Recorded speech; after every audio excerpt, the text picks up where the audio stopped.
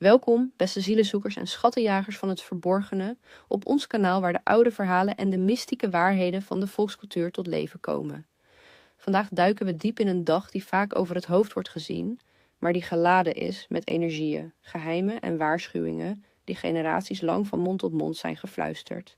Vandaag, op de 21ste oktober, fluistert de wind oude geheimen en waarschuwingen. Het is een dag van overgang. Een moment waarop de sluier tussen de werelden dunner lijkt dan anders en de wijsheid van onze voorouders ons oproept tot voorzichtigheid en respect. Noem het de dag van Hilarius, de dag van de oogstbewaker of simpelweg de 21ste, maar weet dat deze datum een eigenzinnig karakter heeft, diep geworteld in de cycli van de natuur en de onzichtbare krachten die ons leven sturen. Terwijl de herfst dieper in het landschap kruipt, bereiden we ons voor op de lange, koude nachten. En dat brengt bepaalde overwegingen met zich mee, zowel praktisch als spiritueel. Het is een tijd waarin de aarde zich terugtrekt, maar de bovennatuurlijke wereld juist actiever lijkt te worden. En onze voorouders leerden ons hoe we daarmee moesten omgaan. Deze dag is in de christelijke traditie verbonden met de nagedachtenis aan de heilige Hilarius of Hilarion. Een vroege woestijnvader wiens leven vol was van wonderen en strijd tegen demonische krachten. Mensen wenden zich tot Hilarius met talloze smeekbeden, om genezing van ziekte, vooral die van de geest of de ziel, om bescherming tegen kwade invloeden, vloeken en het boze oog, en om overvloed en zegeningen voor de oogst die veilig moest worden binnengehaald voor de winter. Hij werd gezien als een krachtige beschermer en een bruggenbouwer tussen de aardse en de hemelse sferen. Maar zoals zo vaak vermengde de christelijke devotie zich met oudere inheemse geloven. Zijn lichaam werd mager, zijn geest gescherpt en hij begon wonderbaarlijke gaven te ontwikkelen. Mensen hoorden van zijn standvastigheid en zijn wonderen. Ze kwamen naar hem toe, ziek en lijdend, en Hilarius genas hen, niet met kruiden of geneesmiddelen, maar met de kracht van zijn gebed. Hij verdreef demonen uit bezetenen, legde woeste dieren het zwijgen op en kalmeerde zelfs stormen op zee, vaak door simpelweg het kruisteken te maken. Er wordt verteld hoe hij eens een lamme man genas die al 10 jaar aan zijn bed gekluisterd was, en hoe hij een vrouw bevrijdde van een vloek die haar onvruchtbaar had gemaakt. Zijn reputatie verspreidde zich snel, en al snel ontstond er een kleine gemeenschap van volgelingen en bewonderaars rond zijn kluizenaarshut. Maar de roem was Hilarius' grootste beproeving. Hij verlangde naar de eenzaamheid en de stilte van de woestijn. Het constante komen en gaan van mensen, hun bewondering en hun verzoeken begon hem te benauwen. Hij verliet Gaza en begon aan een lange reis, een zwerftocht die hem over de Middellandse Zee zou voeren. Hij reisde naar Egypte, Sicilië, Dalmatië en uiteindelijk naar Cyprus, overal zoekend naar een plek waar hij ongestoord kon bidden en mediteren. Maar overal waar hij kwam, volgden zijn wonderen en zijn reputatie hem. Het verhaal gaat dat zelfs in afgelegen streken mensen plotseling Hilarius riepen als een zieke genas, omdat ze zijn naam hadden gehoord in dromen of visioenen. Uiteindelijk vond hij op Cyprus een afgelegen plek waar hij, in zijn hoge leeftijd, eindelijk de rust vond, die hij zo lang had gezocht. Daar in een kleine grot bracht hij zijn laatste jaren door, omringd door de natuur en de stilte, totdat hij op de gezegende leeftijd van 80 jaar stierf. Hun pad is vaak bezaaid met kansen om anderen te genezen of te begeleiden. Hetzij fysiek, hetzij spiritueel. Hun leven is een constante zoektocht naar waarheid en betekenis. En ze zijn vaak voorbestemd om een brug te slaan tussen het aardse en het spirituele. Naamdag. Vandaag is het de naamdag van Hilarius, Ursula en Celine. Hilarius, zoals we al uitgebreid hebben besproken, staat symbool voor standvastigheid, genezing en de overwinning van het spirituele op het materiële. Degenen die deze naam dragen, worden vaak geassocieerd met een innerlijke rust en een vermogen om anderen te inspireren door hun kalme kracht. Ze bezitten een onuitputtelijke bron van innerlijke vrolijkheid, zelfs te midden van tegenspoed, en zijn vaak de stille pilaren van hun gemeenschap, altijd bereid een helpende hand te bieden, zonder er zelf om te vragen. Tradities en rituelen. Wat te doen op de dag van Hilarius. Deze dag is rijk aan tradities die bedoeld zijn om ons te beschermen, te genezen en te verbinden met de diepere krachten van de natuur en het bovennatuurlijke. Het naleven van deze rituelen brengt zegeningen en harmonie. 1. Ritueel van huisreiniging en bescherming. Doel: het huis zuiveren van negatieve energieën en beschermen tegen kwade invloeden en boze geesten die actiever zijn in de aanloop naar de donkere helft van het jaar. Wat nodig is: gedroogde salie of rozemarijn, een vuurvaste schaal, een veer, optioneel, een kaars en een kleine bosru, wijnruit of Sint-Janskruid. Wanneer en hoe te doen: begin bij zonsopgang, open alle ramen en deuren om oude energieën te laten ontsnappen. Steek de salie of rozemarijn aan in de schaal, zodat het begint te smeulen en rook afgeeft. Loop door elke kamer van het huis, beginnend bij de voordeur en met de klok mee, zwaaiend met de rokende schaal. Besteed extra aandacht aan hoeken, deuropeningen en ramen. Denk aan de heilige Hilarius, zijn standvastigheid en zijn genezende krachten. Breng je specifieke zorgen of ziektes naar voren. Vraag om genezing, om kracht om tegenslagen te overwinnen of om inzicht in een moeilijke situatie. Spreek vanuit je hart bijvoorbeeld. Heilige Hilarius, toon mij de weg naar genezing en wijsheid. Bescherm mij tegen wat mij schaadt en leid mij naar het licht. Blijf zo lang als comfortabel in deze meditatieve staat. Wat daarna te doen? Laat de kaars veilig opbranden. Schrijf eventuele inzichten of gedachten die tijdens de meditatie naar voren kwamen op in een notitieboekje. Draag een klein voorwerp, zoals een steen of een munt, bij je als herinnering aan je gebed en de verbinding die je hebt gemaakt. Culinaire tradities van de dag van Hilarius. Op 21 oktober staat de keuken in het teken van het binnenhalen van de oogst en de voorbereiding op de winter. Het is een dag voor voedzame, verwarmende gerechten die de ziel voeden en het lichaam sterken. Aardse stoofschotels. Denk aan rijke stoofschotels met wortelgroenten zoals wortelen, pastinaak, knolselderij en pompoen, vaak aangevuld met stevig vlees of peulvruchten voor de vegetariërs. Deze gerechten symboliseren de overvloed van de aarde en de kracht die nodig is om de winter door te komen. Brood met kruiden. Vers gebakken brood, verrijkt met herfstkruiden zoals rozemarijn, tijm of salie, wordt vaak gemaakt. Het delen van dit brood met familie en vrienden symboliseert gemeenschap en dankbaarheid voor de oogst. Warme dranken, gluwijn, hete wijn met kruiden, warme appelsap met kaneel of kruidentheeën, vooral van Maratak of Sint-Janskruid, zijn populair. Deze dranken warmen van binnenuit en zouden ook beschermende eigenschappen hebben tegen verkoudheid en de winterkwalen. Gevolgen van overtreding. Het wegvegen van geluk, financiële tegenslagen en een gevoel van leegte of onrust in het huis. 7. Onbeleefd zijn tegen vreemden of bedelaars. Mystieke reden. Vreemden kunnen, volgens oude volksgeloven, verkapte manifestaties zijn van geesten, goden of wezens die je testen. Onbeleefdheid tegen hen is een gebrek aan respect voor het onbekende en kan ongewilde vloeken of wraak aantrekken. Zelfs een gewone sterveling kan onbewust een drager van negatieve energie zijn. Gevolgen van overtreding, onverwachte ongelukken, verloren kansen of het aantrekken van vijandigheid in je leven. 8. Negatieve gedachten koesteren of klagen. Mystieke reden. De energie van de dag versterkt gedachten en emoties. Negatieve gedachten en klagen manifesteren zich sneller en krachtiger in de realiteit als een zelfvervullende profetie.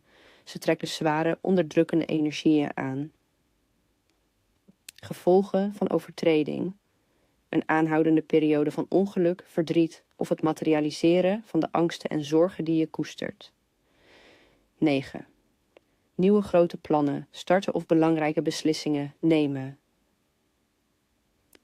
Mystieke reden. Deze dag is een overgangsdag, geen dag voor nieuwe beginselen. De energie is te wisselvallig en onzeker voor de fundamenten van grote projecten. Het is beter om te consolideren en voor te bereiden dan om te initiëren. Gevolgen van overtreding. De nieuwe plannen zullen op onverwachte obstakels stuiten, belangrijke beslissingen kunnen verkeerd uitpakken en de projecten zullen waarschijnlijk mislukken of veel meer inspanning vergen dan verwacht. 10. Bomen kappen of grote planten, verplanten. Mystieke reden. Bomen en grote planten zijn levende entiteiten met hun eigen geesten en energie. Ia adalah cerminan budaya kita yang kaya, di mana kepercayaan dan rasional hidup berdampingan, membentuk sebuah mozaik tradisi yang unik. Dalam konteks keagamaan, terutamanya bagi umat Islam di Malaysia, setiap hari adalah kesempatan untuk mendekatkan diri kepada Ilahi. 21 Oktober bukanlah hari yang secara spesifik dikaitkan dengan perayaan keagamaan besar dalam Islam.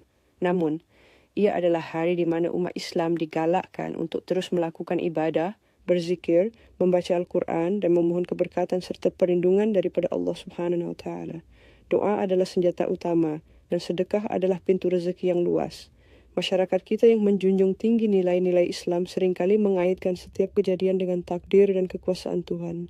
Permohonan boleh dipanjatkan untuk kesehatan yang baik, rezeki yang berpanjangan, hasil tuaian yang melimpah bagi mereka yang bertani, keharmonian rumah tangga, dan untuk mendapatkan jodoh yang baik. Di sebalik ajaran Islam, akar-akar kepercayaan animisme purba masih tersisa dalam bentuk kepercayaan rakyat dan pantang larang tertentu yang seringkali digabungkan atau ditafsirkan semula dalam kerangka nilai-nilai agama. Ini bukanlah syirik, tetapi lebih kepada kebijaksanaan lama yang melahirkan adab dan tata susila untuk menjaga keharmonian antara manusia dan alam dan dengan entiti yang tidak kelihatan. Untuk memahami dengan lebih mendalam kepercayaan ini, mari kita selami salah satu legenda yang paling menghantui dan dikenali dalam mitologi Melayu, kisah Pontianak. Bayangkan, sebuah perkampungan yang sunyi di pinggir hutan tebal di mana bisikan angin membawa cerita-cerita seram yang tidak pernah pudar. Pontianak bukanlah sekadar hantu biasa, dia adalah simbol kesedihan, kemarahan, dan dendam seorang wanita yang meninggal dunia ketika melahirkan atau mati dibunuh secara kejam dan petanda alam dan kehidupan harian. Satu di kuncika langit terlihat merah menyala saat senja. Ini adalah petanda perubahan cuaca. Orang lama percaya ia membawa maksud esok hari akan cerah dan panas terik. Namun, jika merahnya terlalu pekat dan diiringi angin kencang, ia mungkin petanda cuaca buruk atau ribut akan datang. Jangan abaikan bisikan awan, ia membawa perkabaran dari langit. 2. Bunyi burung hantu menjelang malam. Jika terdengar bunyi burung hantu berulang kali dan sangat dekat dengan rumah pada malam 21 Oktober, ia boleh jadi petanda bahawa ada sesuatu yang tidak kena di persekitaran itu. Ada yang percaya ia membawa perkhabaran tentang kematian atau kehadiran makhluk halus yang mendekat. Berdoalah untuk perlindungan. 3. Shim, syarat tumbuhan. Tiba-tiba layu atau berbunga. Jika pokok yang biasanya subur tiba-tiba layu tanpa sebab munasabah, ia boleh jadi petanda buruk bagi penghuni rumah. Mungkin ada penyakit atau kesukaran. Sebaliknya, jika pokok yang jarang berbunga tiba-tiba mekar, ia adalah petanda rezeki atau kebahagiaan akan datang. Alam adalah cermin kehidupan. 4. Hujan turun, rintik-rintik di tengah hari terik.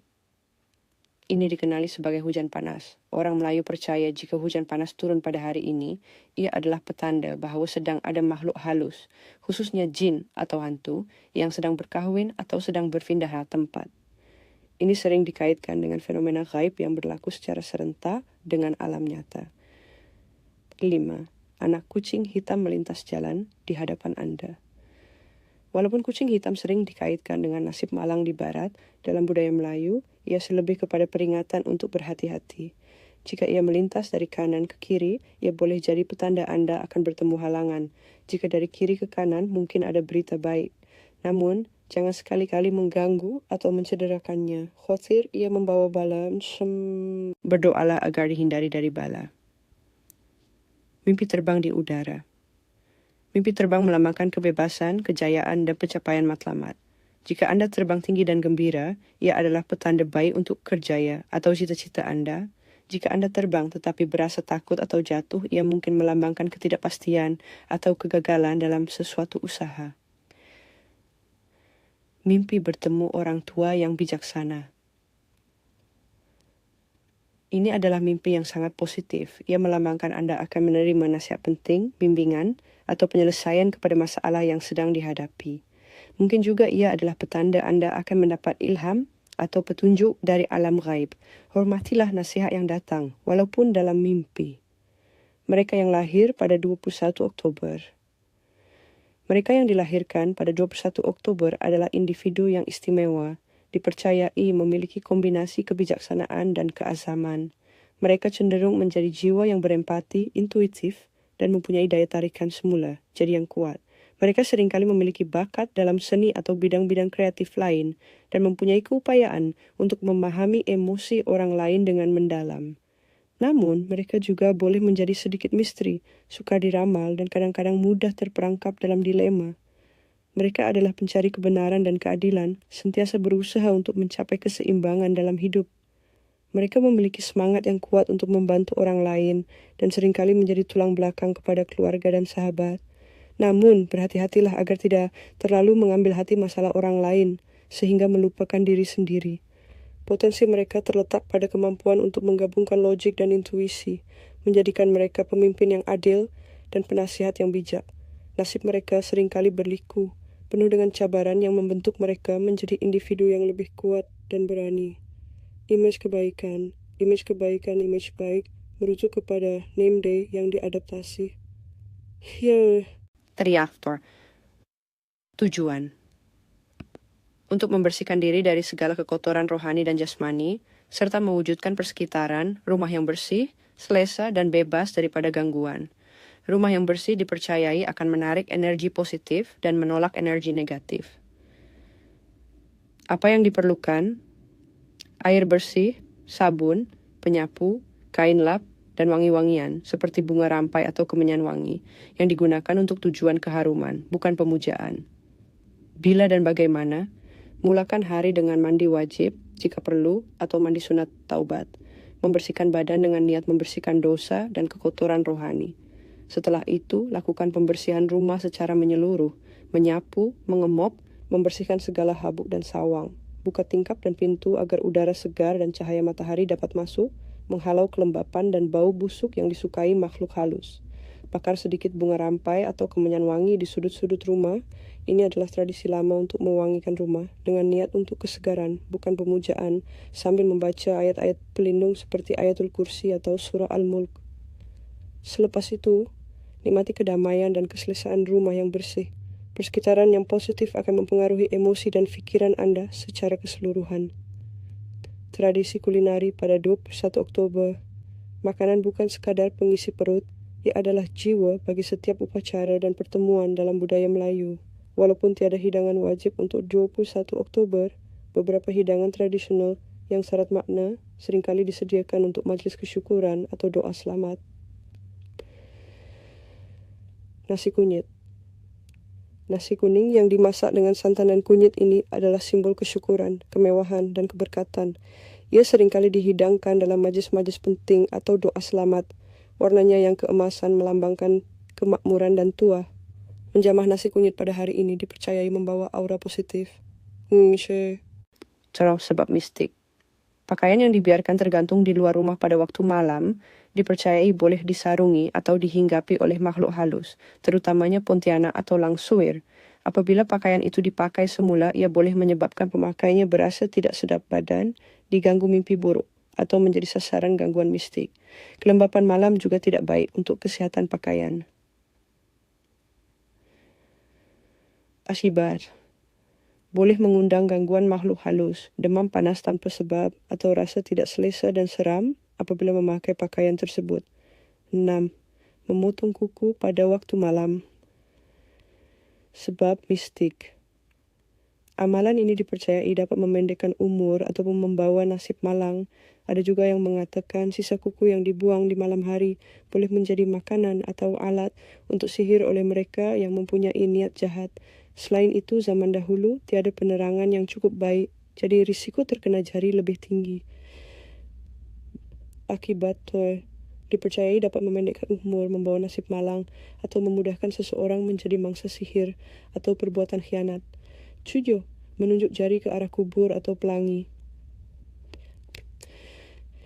Sebab mistik, kubur adalah tempat persemadian orang yang telah meninggal dunia, manakala pelangi adalah fenomena alam yang indah dan sering dikaitkan dengan makhluk halus atau dewa-dewi dalam mitologi purba. Menunjuk jari ke arah kedua-dua ini dianggap biadab dan tidak menghormati. Dipercayai bahwa jari yang menunjuk itu boleh menjadi kudung, atau Anda akan terkena penyakit kulit yang hodoh sebagai balasan. Akibat. Boleh menyebabkan jari kudung, penyakit kulit yang sukar diobati, atau mendapat nasib malang dan gangguan dalam hidup. membuka payung di dalam rumah. Sebab mistik. Payung digunakan untuk melindungi daripada hujan atau panas di luar rumah. Membukanya di dalam rumah dipercayai membawa nasib malang atau jemput bala datang ke rumah. Hennes skönhet nådde långt bortom hennes rikes gränser, och en hednisk prins, son till en mäktig kung, önskade henne till sin hustru. Ursula, som redan hade avlagt ett tyst löfte om att förbli jungfru och viga sitt liv åt Gud, stod inför en omöjlig situation. Att vägra prinsen rakt av skulle leda till krig och förödelse för hennes folk. Med visshet och list, men även en djup övertygelse om gudomlig vägledning, accepterade hon frieriet på 3 oväntade villkor. För det första begärde hon att prinsen skulle döpas och konvertera till kristendomen. För det andra att han skulle ge henne 10 jungfruliga följeslagare, och till var och en av dessa 10 skulle 100 jungfrur läggas till, vilket skulle resultera i 11 000 jungfrur. Och för det tredje att alla dessa 11 000, inklusive hon själv, skulle få göra en pilgrimsfärd genom Europa till Rom innan bröllopet kunde äga rum. Helt absurt, skulle man kunna tycka. Men prinsen, förblindad av sin kärlek, gick med på allt. Således med prinsen döpt och omvänd begav sig Ursula och hennes 11 000 följeslagare ut på denna osannolika resa. Föreställ er synen. 11 000 kvinnor, unga och fromma, som färdas i 11 000 skepp. En flotta som var så stor att den måste ha täckt Renfloden i milsvida sträckor.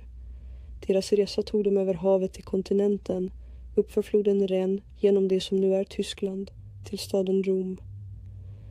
Under resan, eller möjligen i Rom, fick Ursula en vision. En himmelsk budbärare uppenbarade sig för henne och förutsade att de alla skulle möta martyrdöden i Köln på vägen tillbaka. Trots denna mörka förutsägelse fullföljde de sin pilgrimsfärd, starka i sin tro. På hemvägen, när de nådde Köln, inträffade det fruktansvärda som profetian förutspått. Staden var då under belägring av de barbariska hundarna, ledda av en grym kung. När hundarna såg den enorma flotten med kvinnor blev de rasande och anföll. Frostens tidiga ankomst låser fast landskapet i ett tidigt grepp, klar och kärnklar himmel. En klar himmel på kvällen den 21 oktober, där stjärnorna gnistrar starkt, är ett gott tecken för vårens skörd. Det lovar en gynnsam period för sådd och tillväxt. Flyttfåglar flyger lågt. Om ni ser flyttfåglar dra söderut i låga formationer och med stor brådska är det ett säkert tecken på att snön kommer att falla tidigt i år. Fåglarna känner av väderomslag långt innan vi människor gör det. Mycket regn. Om den 21 oktober är en regnig dag betyder det att vi kan förvänta oss en snörik vinter. Varje droppe regn som faller nu sägs omvandlas till framtida snöflingor. Att hitta något förlorat. Om du oväntat hittar ett föremål som du trodde var förlorat idag, är det ett tecken på att en oväntad ekonomisk vinst eller en god nyhet är på väg att nå dig. Ödet återlämnar vad det en gång tog och mer därtill. Att krossa en spegel. Att krossa en spegel på Ursulas dag är ett omen för 7 års olycka, men idag är det extra potent. Det är som om du krossar en portal till en annan dimension och det kan dra till sig negativa energier som varar under en ovanligt lång tid. Var ytterst försiktig med speglar denna dag. Att oväntat höra klocklang. Om du plötsligt hör ljudet av en avlägsen kyrkklocka eller en annan klocka som du normalt inte skulle höra, varsar dig om goda nyheter från en oväntad källa, kanske en gammal vän eller en länge bortglömd släkting. Att tappa mynt. Om du tappar mynt på marken idag, oavsett valör, kan det vara ett varsel om en mindre finansiell motgång eller en oväntad utgift som snart kommer. Var extra försiktig med era pengar idag. Sömnens budskap, drömmar på Ursulas natt. Nätterna runt den 21 oktober, då slöjan mellan världarna är tunn, anses vara särskilt gynnsamma för profetiska drömmar. Men vad du gör efteråt, när ritualen är klar, ta de använda enbärskvistarna utomhus och bränn dem på en säker plats. Ta exempelvis en eldfast skål eller en utomhusbrasa. När kvistarna brinner, visualisera hur all negativitet och sjukdom försvinner med röken. Sprid askan i vinden eller gräv ner den i jorden som en symbol för att det gamla försvinner och lämnar plats för det nya och friska. Järnföremålen lämnas på plats som permanenta väktare tills nästa gång du känner behov av en liknande rening. 2. Ljusrit för framtida insikt och klarhet. Stämminligt syfte. När mörkret faller allt tätare kan tankarna bli grumliga. Denna ritual hjälper dig att söka vägledning, få klarhet i svåra frågor och lysa upp din väg framåt. Vad du behöver. Ett vitt stearinljus symboliserar renhet och sanning, tändstickor eller tändare, en tyst och ostörd plats och en specifik fråga eller ett område i ditt liv där du söker klarhet. Hur man utför det. Sätt dig bekvämt på din tysta plats när mörkret har lagt sig. Tänd det vita ljuset. Fokusera all din uppmärksamhet på lågan. Ställ din fråga högt eller i tankarna. Se hur lågan rör sig. En fladdrande låga kan tyda på osäkerhet eller så att det finns flera möjliga utfall. En stadig, lugn låga kan betyda klarhet och ett tydligt svar. Om lågan ryker kraftigt åt ett specifikt håll kan det tolkas som en riktningsgivare. Låt din intuition leda dig i tolkningen.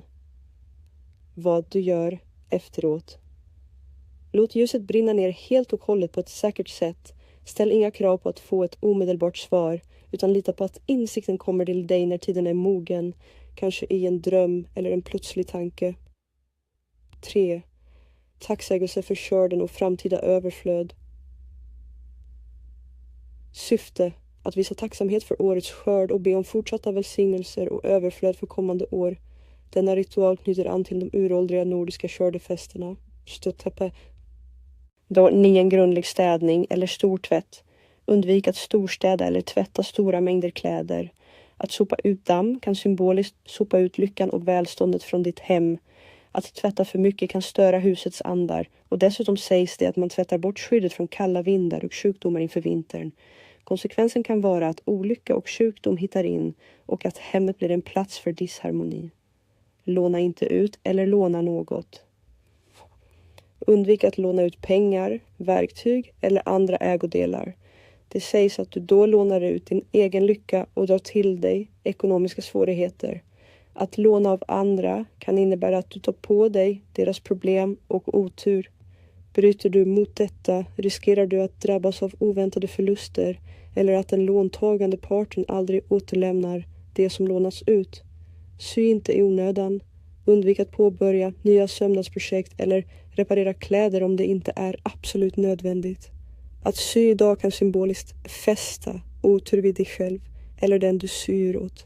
Det kan också tolkas som att du syr ihop dina egna möjligheter och begränsar din framtida frihet. Om du ändå måste sy, se till att det är något viktigt och skyddande, som att laga ett hål i en varm tröja inför vintern och be om beskydd under tiden. Sopa inte ut skräp genom dörren. Absolut inte. Att sopa damm och skräp rakt ut genom ytterdörren sägs sopa ut din lycka, din hälsa och ditt välstånd med det. Samla istället upp skräpet i en skyffel och bär ut det. Om du trotsar detta riskerar du att din ekonomi försämras och att goda möjligheter glider dig ur händerna. Kasta inte bort gammalt bröd. Bröd är en symbol för liv, överflöd och Guds välsignelse. Att slänga bort gammalt bröd ses som en djupt respektlös handling mot jorden och dess givmildhet. Det kan dra till sig hunger och fattigdom till ditt hushåll. Om du har bröd över, ge det till djur eller gör skorpor av det. Man søgte beskyttelse mod kuldens ånder, mod sygdommer som fulgte med mørket, og mod de usynlige kræfterne, som kunne true avlingen og husdyrene.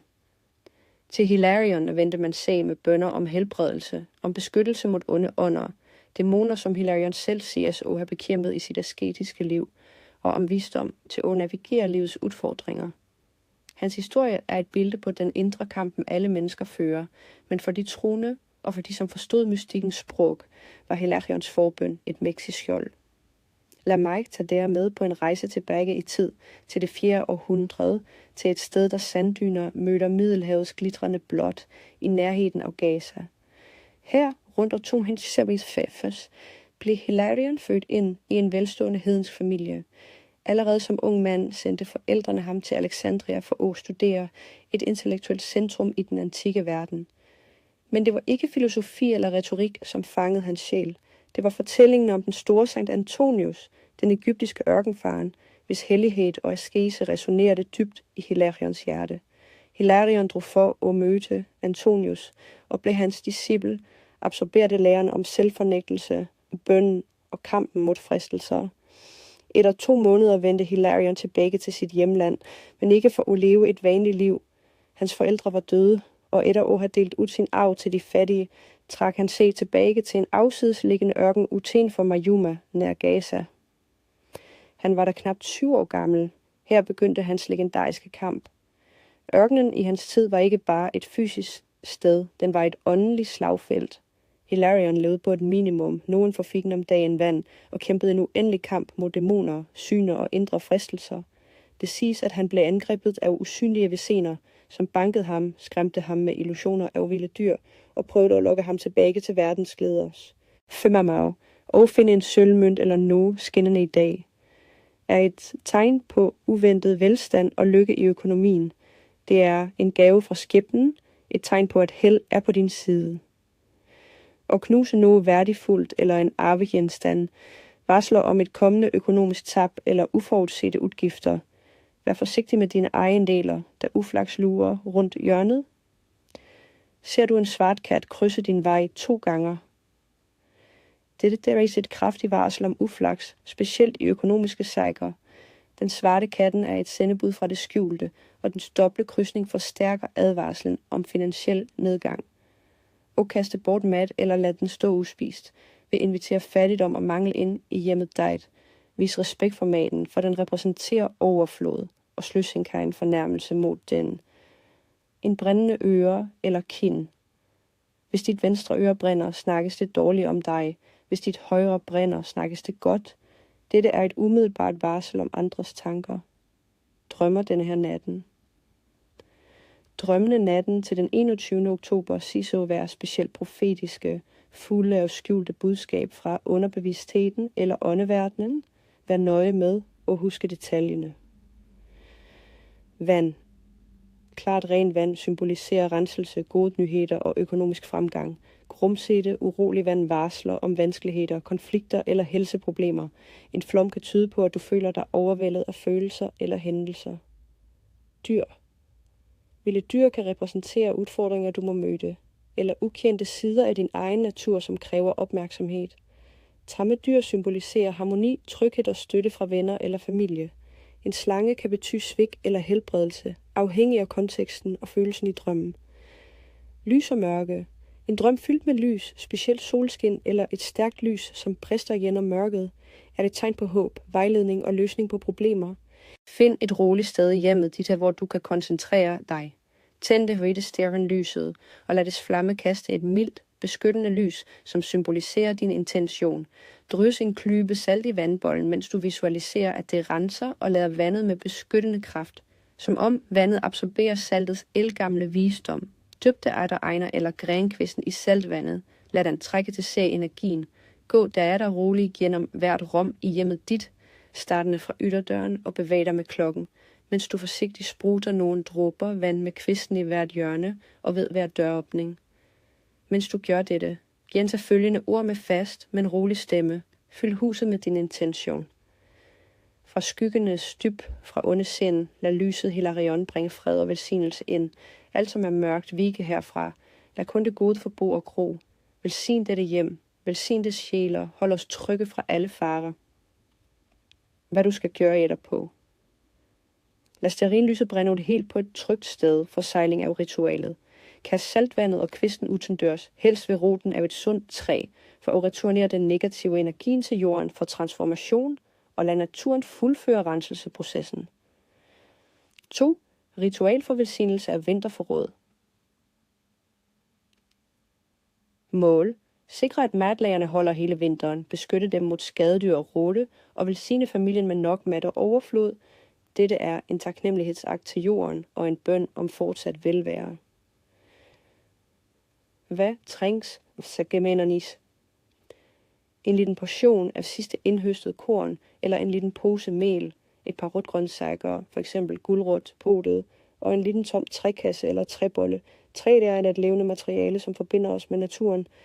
Når og hvordan udføre. I løbet af dagen, gerne mens du forbereder et måltid, for at integrere ritualet i hverdagens pligter.